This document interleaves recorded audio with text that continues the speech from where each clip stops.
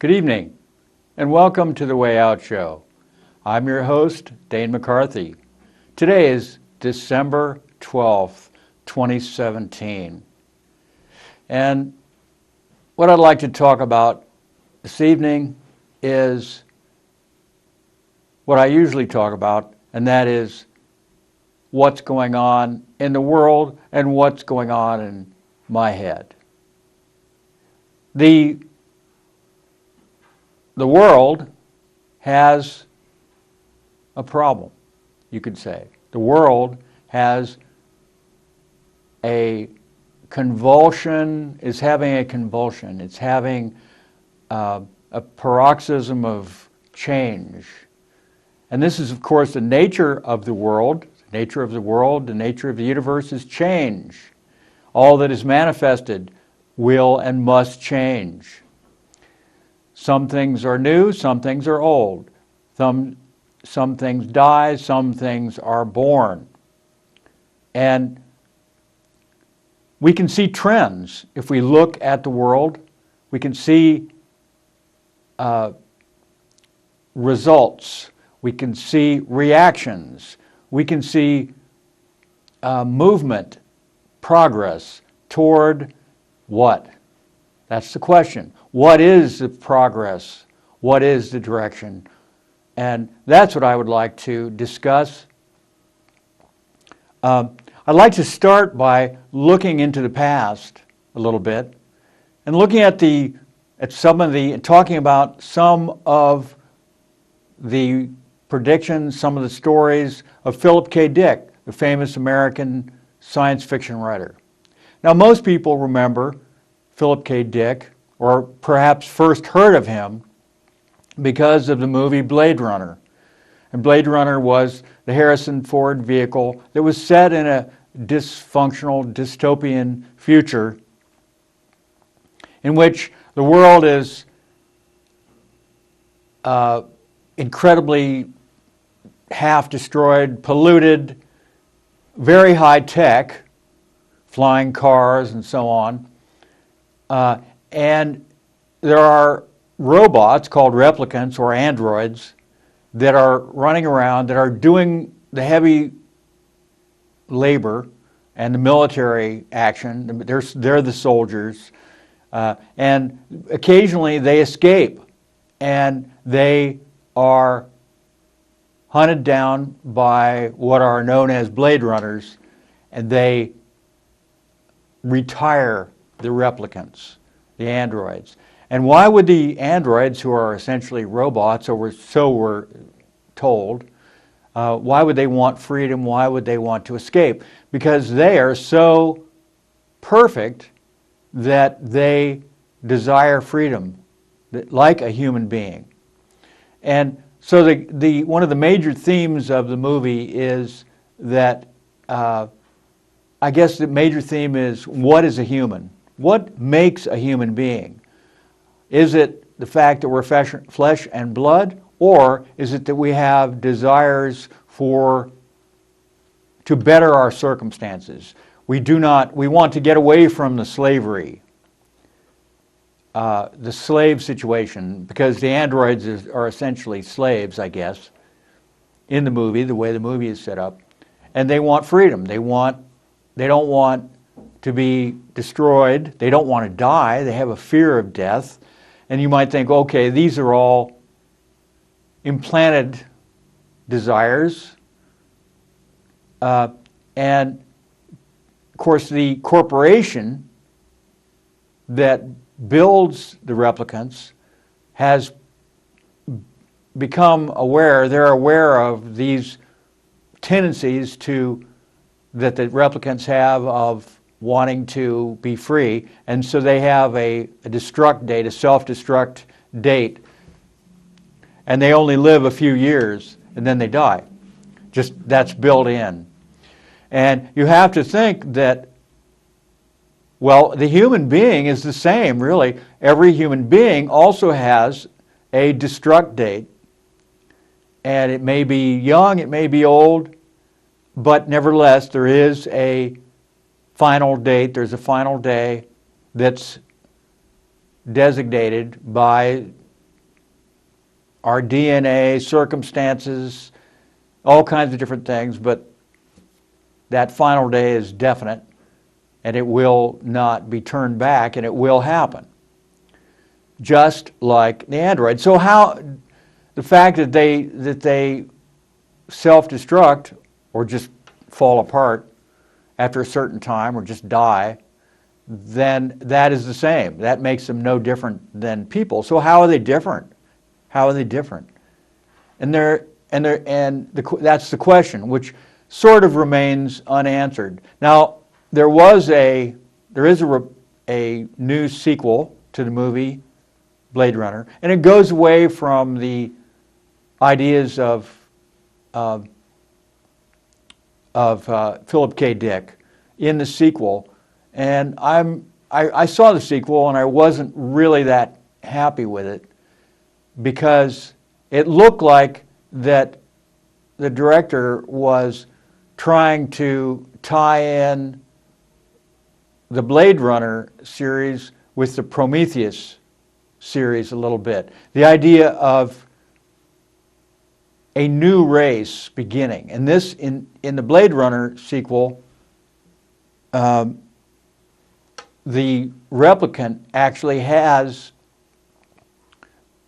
the replicant that married Deckard at the end of the original Blade Runner apparently has a child, and you wonder how this could happen in an artificial construct. And well, if the child is also a replicant, that's certainly possible, I guess. We've all heard of self-replicating robots, but if the child is a human, then you have to wonder. And so it gets very sticky whether or not this would be possible. There are other issues with the movie, with the script, that make it problematic. It's not really as satisfying or anywhere as good as the original Blade Runner, although it's beautifully shot, and it does sort of rehash a lot of the ideas of the original Blade Runner. But one thing that Philip K. Dick had in the original Blade Runner story, which was a novel called Do Androids Dream of Electric Sheep? And that's with a question mark. Very unusual and unique title. This is one of the things that Philip K. Dick is known for. Reminds me of Kurt Vonnegut almost. Philip K. Dick has a lot of similarities to Kurt Vonnegut, actually. In fact, Kurt Vonnegut actually wrote a lot of science fiction stories himself, whereas Philip K. Dick was exclusively science fiction and wrote many, many more books, science fiction books, than Kurt Vonnegut did. But I see similarities between them in their thematic content, even in the way that they write, this constant ironic tone that is used throughout. This is in both writers. So the Blade Runner movie has Harrison Ford, the original one. He is running around looking for replicants, and he's very determined, and sort of there's a film noir look about the movie, 1940s style, ambiance, and he's very heroic in a way that these replicants are bad. For the most part, they're bad, and they hurt humans, and they're ruthless criminals. One thing that is not explicated at all in the Blade Runner film is an important point from Do Androids Dream of Electric Sheep, and that is the real reason why Deckard is so determined to retire, in other words, kill replicants. And that is that in the book, Deckard is pushed by his wife and also by kind of the old keeping up with the Joneses envy to get the money, to get the bounty for the retired replicant that is offered by the government. And with the money, buy an electric sheep. He has this dream of buying an animal. And sometimes they call them animals, and sometimes just they just call them animals, a sheep. Oh, buy a sheep. Then only later do you discover that, oh, it's not really a sheep, it's essentially a replicant sheep. He fantasizes about grooming the sheep, about shearing the sheep, about feeding it, and having it be something that he can show off to his neighbors. He looks at his neighbors and, oh, this person has a little pony, or oh, well, I could never afford a pony, oh my gosh, and maybe it's a real pony. Well, no, it's not a real pony. Almost no one can afford a real sheep or a real pony or another animal like a bird or something. And these are all manufactured because humans presumably have polluted the world so much that most of the animals have not survived, and so they use their technology to make these almost perfect copies of animals. And so this is the very unheroic motivation, the true motivation, according to the novel, that Decker is going out after the replicants. And so this is something that is a theme that is used over and over and over in Philip K. Dick. And this is one of the things that makes Philip K. Dick a great writer, is that he saw that much of the motivation for much of what we do is caused by major corporations who have a profit motive, and for individuals who are essentially brainwashed by propaganda and social engineering into feeling like they must have this. They must have the electric sheep. And he really doesn't need the electric sheep. It's a status thing. The electric sheep has no function at all. It just eats and stands there. It really doesn't do anything, and makes a little noise once in a while. And so we see this kind of thing actually going on in our own world today, where you can buy robotic dogs for children, puppies. You can see them in the stores even now. And a lot of times these are actual replacements for an actual dog, because many people who live in apartments in big cities and so on, they are not allowed to have pets, not allowed to have a dog. And so the children are begging for a puppy or a dog, and so they buy them this electronic dog. Now we're seeing it's even going to the next level now, where a young man wants a girlfriend.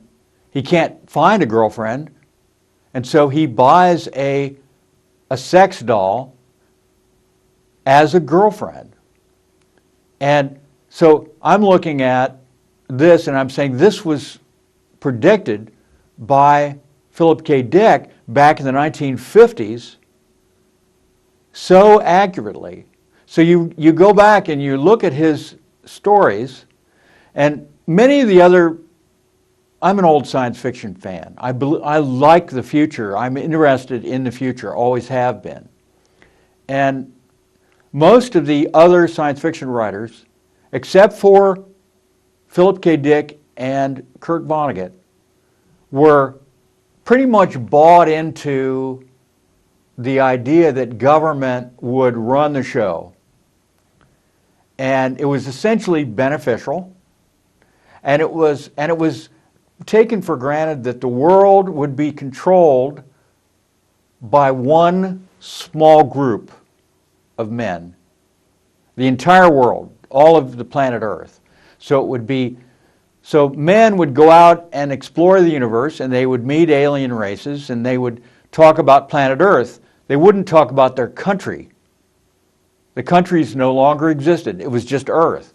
And a perfect example of this would be either the Star Wars franchise or the Star Trek franchise. Both of them essentially talk about planets as units, as of, and so only these two, and particularly these two science fiction writers, understood that humans essentially are not to be trusted because they will turn on each other. So that if you give that much power to a small group of men, and I include women in that, men and women, women are also men to me. Mankind is the term. And women are included in the term mankind. Women are also men. Men are also women. We're the same. If you look at the way that humans are made, they're really very, very male and female. They're just like any other mammalian species. It's essentially the same, but with slightly different sexual characteristics. So to try to separate men and women into almost two separate species, which is the direction that the propaganda and the social engineers are trying to push people right now, and they want to divide them more than that. They want to divide them into groups. You have the men versus the women. You have black versus white. You have religions, divide religions, and get them fighting with each other and get them so tired of the division that they yearn for, and these are natural divisions, they just enhance them. They're already there, just naturally. But nobody makes a big deal out of it, you know, because that's just the way it is. That's diversity, right? The world is a diverse place, all different ways of looking at things, and people just get along. They could, and they have. But what the social engineers and the people who want to run the world with them running it, doing the running, with them in the power seat, in the catbird seat, they want to make these divisions fight themselves, between themselves, and be so miserable that they're willing to turn over their self-determination, their power, their personal sovereignty, as well as national sovereignty, to this very small elite group of extremely powerful, selfish, greedy, and essentially insane men. They have a plan, and this plan is very old. It's at least 150 years old, but really you can stretch back into history and see the same group, and they are operating in family groups, families essentially, all the way back hundreds and hundreds and hundreds of years, stretching back. There always has been a small group that wants to dominate the rest. And I don't care if it's socialism, communism, or democracy, the elites are still there, and they still strive to be on top and to stay on top and make that the legacy so that their progeny, who they value greatly, will continue to have that power, and it will not be taken away from them. And who are these people? Most people don't even know who they are. And why is that? Because they have taken their names off their banks, off their holdings. Their names are not bandied about by the press. You do not read about them in People magazine or Forbes or the Wall Street Journal or the New York Times. They're completely vanished, even though they're the most powerful people in the world.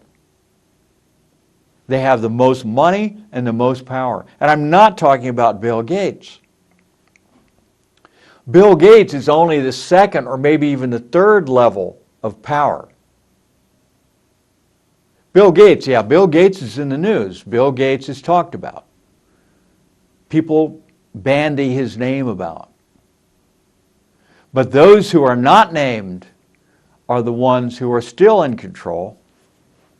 They still exist. And Bill Gates and people on his level probably know who these people are. I don't see how they couldn't.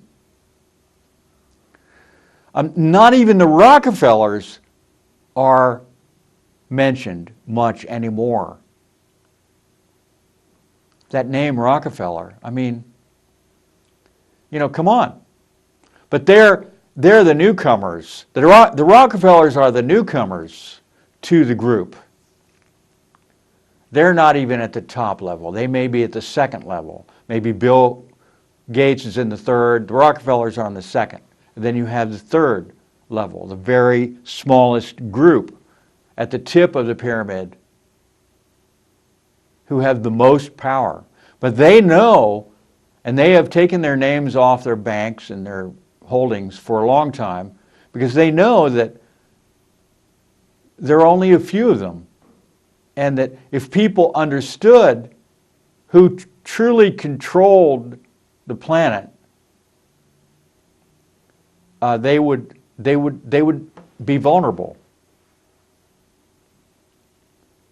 This small elite group would be vulnerable. The masses of people could destroy them, could topple them. And they are determined that that will not happen. At this point, they have consolidated themselves so deeply into their positions. They have accrued so much power and so much wealth that they're virtually untouchable. If someone were to if they were to get in trouble in some way, if they were to be caught, let's say, caught with one of these elites, were caught with, let's say, an underage child or something, then they could probably the police would be there, the FBI, trying to arrest them, and there would be just one phone call to their chief of police or the commissioner, the police commissioner or something, or the director of the FBI even.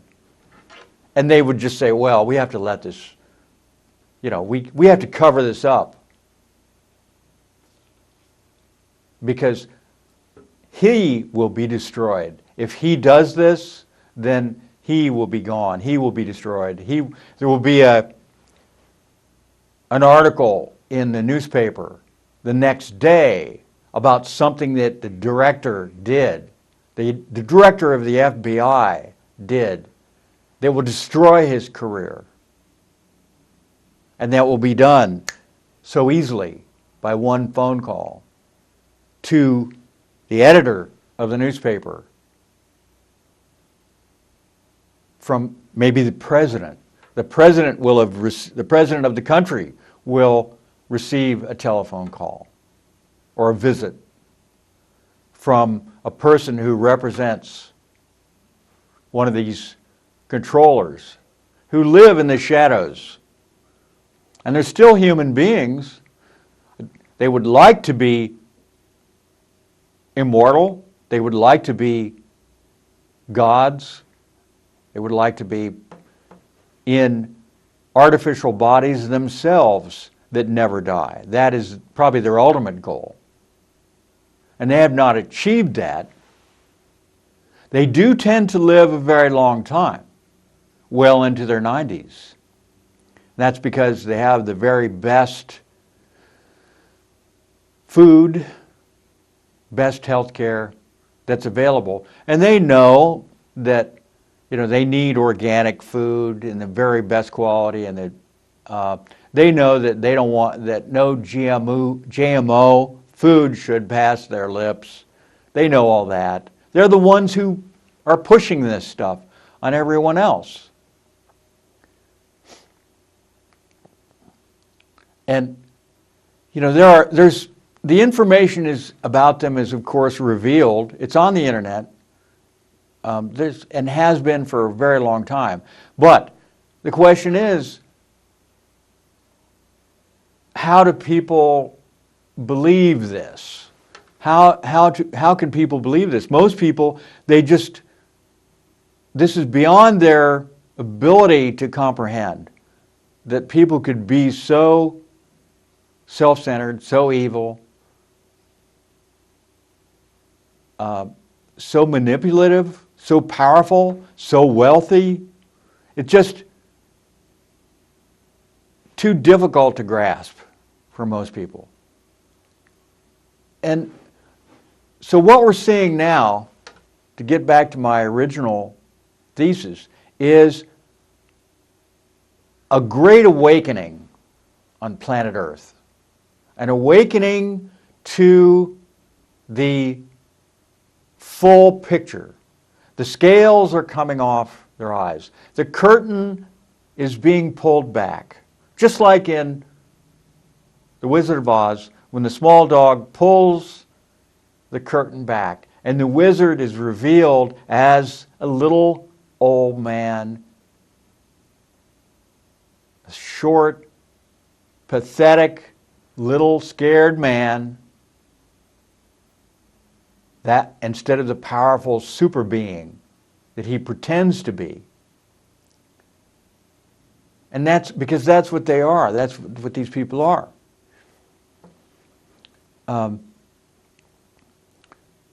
It's an awakening, and many, many people are not awake, but many more people are awake. They're aware. And once you become aware, then you see that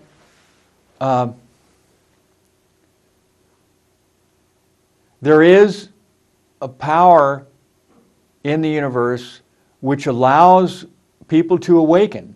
That's part of the awakening. It's a spiritual awakening. It's not just an awakening to information. The information is a secondary result. It's a consequence of an internal awakening in which the true human being is revealed to each individual. It's a personal awakening of the true human being that yearns for freedom, joy, personal integrity, and truth. Truth is like this amazing drug that gives joy and a sense of freedom, and people yearn for the truth, and they will begin to get a sense of what is true and what is not true at some point. They get just an instinct. You become more in touch with your instinct, your instincts, your natural ability to just smell or sense lies, the difference between lies and truth. And then this engenders understanding. The awareness, the awakening engenders awareness. The awareness engenders understanding of what is real and what is not real, and feeds that yearning. The yearning gets greater. The greater the understanding, the stronger the yearning for truth. And also the courage, because it takes courage to not be afraid to search for the truth. Because the truth can be very scary. Because it takes us out of our illusion. The illusion is comforting. It's a safe space. It's a little box we put ourselves in where we feel comfortable and safe. And it's a warm, fuzzy feeling, but it's a false warm and fuzzy feeling. It's a mink-lined prison. It's a velvet prison that we deliberately put upon ourselves. And the world is and the universe is a big, scary place. It can be. And that's where when you get yourself out of your box and out of your prison, and you're floating in the real world, then you yearn for the ultimate truth, and that's God. You have a yearning, you have a thirst for God because you're alone. You realize that your entertainments don't make it for you anymore. Your relatives don't make it for you anymore. Your friends don't make it for you anymore. And where is your true friend? Where is the truth? Where is that inner friend? That friend that's the ultimate friend. The true entertainment. The true relative. The father, the mother, the support system. You realize that your support system was faulty before. People talk about support. Oh, I have a network, a support network. But the true support network is your Creator, which we cannot ever understand. We cannot ever know. You can know, but you can't know intellectually. You can know in the most deep, most fundamental way. Not a way that you can toss aside and, I'm not interested in that anymore. That's just something I was into for a while. A lot of people talk about belief in God like that. Oh yeah, I believed in God for a while, but now, I went to church for a while, but now I'm not interested. This is not like that. That's a religion. That's a religious view. This is not religion or at all any kind of group or organized construct. It's not a construct. It's not something that men have created. Where this is just the church and the religion is just another club. It's another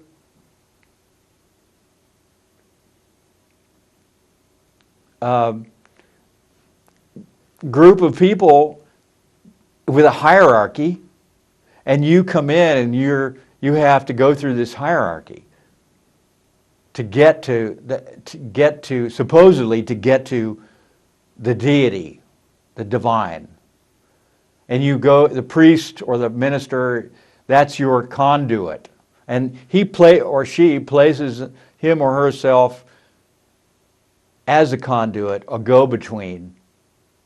And presumably that priest or minister knows more about the divine than you do. And so therefore they act as a teacher, an advisor. You go to them for advice. This is a construct, and it can be so exploitive. And we've seen this over and over and over.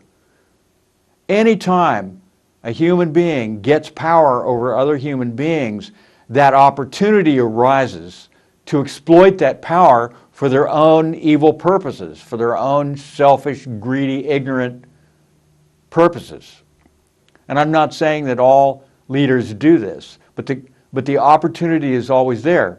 It takes the truly enlightened human being to understand that with power comes responsibility, true responsibility. In a sense, you are the servant. When you take a position of power, you become the servant of the people below you. You are serving them. And it must be that way. So, in a way, it's not you truly getting power at all. And people don't understand this, that you have an obligation to serve those people who are under you, to work for their benefit. And again, we don't see that. So the true leader is inside. The true leader is unfathomable, unknowable. We can enjoy the experience, and we have gratitude. We can enjoy the experience, and then when we enjoy it, when we feel joy, then we can feel gratitude. And gratitude is not something that we just force ourselves to feel without some reason. It's not an intellectual idea that's like, I should feel gratitude. No, gratitude is another feeling. When someone saves someone's life, as an example, let's say this person is drowning and someone saves them, pulls them back to shore or throws them a life preserver or a rope or something and pulls them back to shore, and they're okay, and they realize, and they have gratitude for that person, to that person. I was just reading an article in which a woman was being raped she was a jogger, and this other jogger just happened to be carrying. And he hears her scream, and he goes over, and this guy is raping her. And the guy goes, "Well, I know her." And he says, "Is this true?" "No," she says. "He does not. He does. I don't know him." And this guy has his gun on her, and she runs over to her rescuer, and this rapist grabs her shorts and her shoes for some reason and runs off. And she is so grateful. Now, the good news is that the rapist was actually arrested shortly after that. So they got him. She was so grateful to him for saving her. And he felt very lucky that he just happened to decide to bring his weapon along with him on that jog. And something just told him, he said, he just felt like it was almost like a divine thing. That something just told him, okay, bring it along this time. So we did. And so this is the world we live in. This is the world that's available to every human. Just a world, a universe of amazing harmony and a feeling that we're not alone. And I emphasize the feeling. It's not a construct, it's not a belief, it's not an idea, it's not a concept, not a belief system or some kind of a process. We don't know what it is. We don't need to know what it is. We're not made to know what it is. we can enjoy it, we can experience it, we can appreciate it, we can feel gratitude, but we can never know it. We can never understand with our minds, mentally, oh, it's this. Oh, yeah, I get what that is, It's like, okay, whatever, but I'm not really very interesting. It's so boring. I've heard this all before. Oh, yeah, I've heard about God. Yeah, I've heard about it. Yeah, big deal, Well, if God were truly there, why would he allow all this bad stuff to go on? And somebody is supposed to answer that question?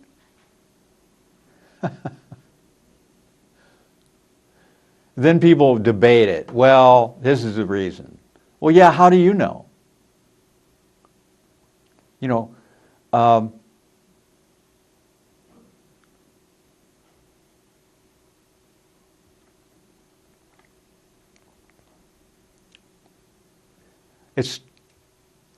It's like knowing what the ocean is, understanding the ocean.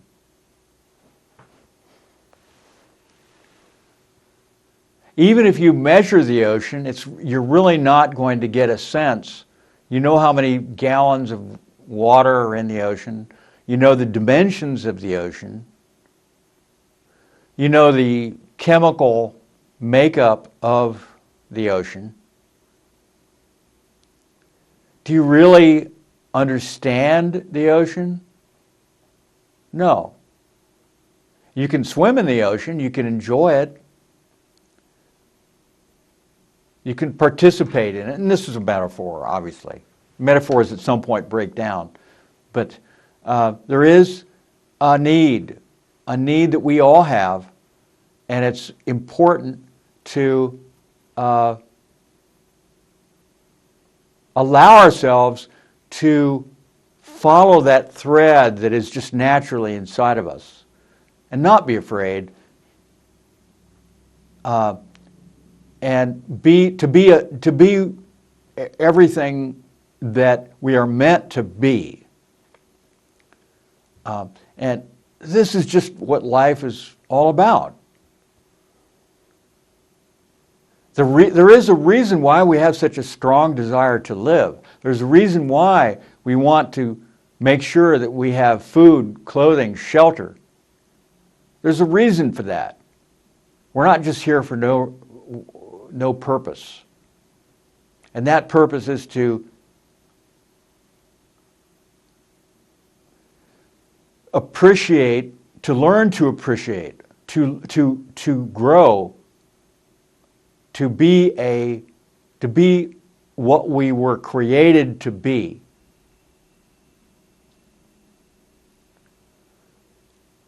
And it's hard not to go back into the old metaphor. That's the only way. God is more like a poem or a work of art, of beauty, or a song than a formula, a scientific formula. And a poem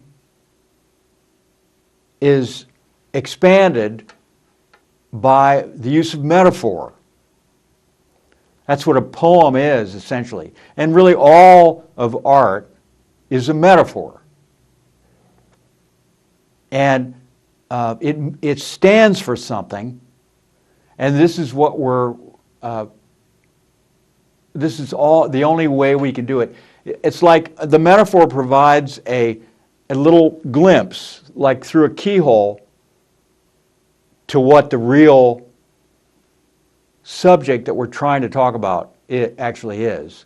So you can look through that, okay, I see, yeah, okay. I can extrapolate from the little image of the metaphor and then get a glimpse of the picture, the big picture that we're trying to look at. And so this is why I feel that as negative as people are, so many people are about the situation of the world, that there is, as long as human beings exist, we are a wondrous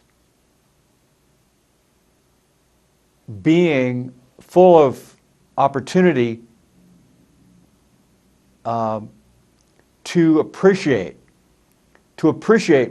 what we have. And what do we have? What do we have? What we have is our aliveness. That's what we can appreciate. That's what we have. Everything else slides through our fingers. We have it, or we think we have it. We don't really have it. And this is the way the world is set up. And you have people who are manipulative, and they're trying to take that natural yearning and actually make it into something artificial. They're trying to replicate it and make themselves the object and set themselves up as the object of veneration, of appreciation, of gratitude. So they themselves are wanting to become gods, essentially. And if you look all through history, this is what leadership always ends up doing. They want to make themselves into gods. And so they're liars. You know, they're charlatans. They're Decepticons. Like using the Transformers metaphor for the young folks out there. Decepticons, deceptive. That's what they thrive on. And they're relying on using our natural instincts to fool us. They're like a drug. That's what a drug does. It fools your brain into thinking that, oh, you've accomplished something. Oh, yeah, you just finished a job. So now we're going to flood your brain with these hormones that will make you feel good. That's what happens. In reality, in life, there's a reward center, a natural reward center. You do something, like you mow the yard, and you got the yard mowed, and you feel good about that. I got the yard mowed. Good for another week or two. And that feels good.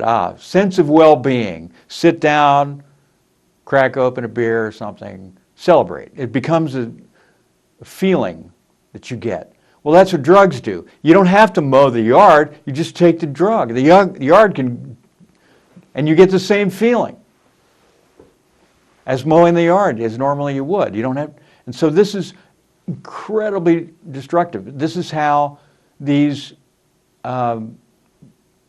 human beings who are so deluded and so ignorant, so godless, that they're getting their satisfaction, and it's a sick satisfaction, fooling you. It's like the little boys that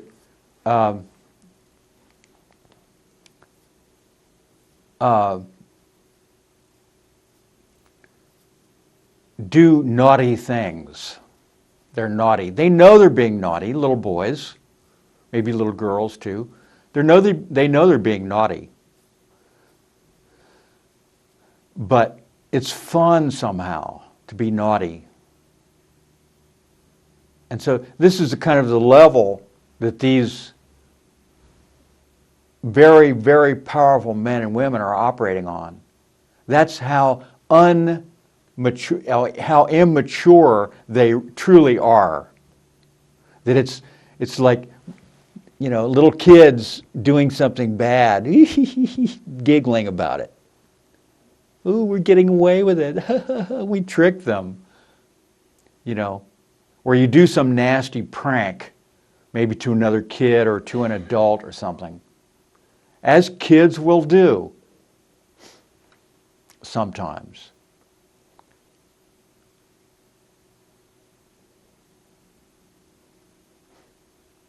So this is how people are, I think, and this is how people could be, and this is how people are changing. It's a world of change, and there is tremendous flowering now.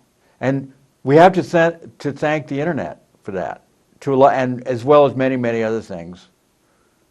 I mean, ultimately it's unknown, unknowable, but very kindly powers that are truly running the show. And those kindly powers, they're not causing bad things to happen. That kindly power is not, there's a great kindness in the universe, and someone very famous said that. There is a great kindness in the universe. And you could say, well, why did they allow this to happen? Well, we have free will. We can do what we want in this manifest situation, which we have been manifested. We are now manifested, and we are here. And we're not slaves. We are free to do what we want. And we have the option, and there's the consequences that come with that, with what we do, both good and bad consequences.